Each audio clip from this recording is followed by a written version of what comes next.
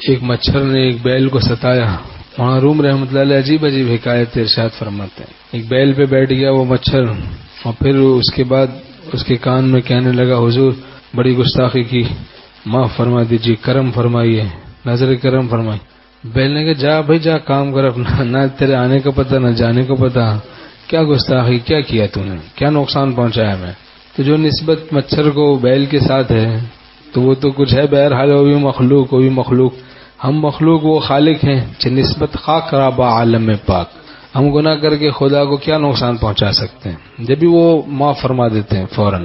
کوئی بگاڑا تو ہے نہیں ہم نے خدا کا، گناہ کیا اپنا ہی بگاڑا ہے. جیسی معافی مانگتے ہیں خدا بگڑی بنا دیتا ہے. جبار ہے وہ، بگڑی بنانے والا. وہو الغفور الودود، وہ بہت بخشنے والا ہے گناہوں کو، وہ بہت محبت کرنے والا. تو بہرحال اللہ سے معافی مانگیں اور بھول جائیں. گناہوں کی یاد کے لیے اللہ نے پیدا نہیں کیا، اپنی یاد کے لیے پیدا کیے ہیں. بعض گناہوں کو یاد کرتے ہیں اور سمجھتے ہیں یہ تواضع ہے، اور اس کی آڑ میں حرام مزے لیتے ہیں. کیوں میں نے اس لڑکی سے بات چیت کی، کیوں اس سے رابطہ کیا، بار بار یہی سوچ رہے کیوں بات کی، کیوں میں نے اس کو SMS کیا، کیوں میں نے کال کی. ہائے افسوس، بڑا غم ہے. غم تھا اسیروں کو بالوں پر کے جانے سے، اڑ چلے قفس لے کر بوئے گل کے آنے سے.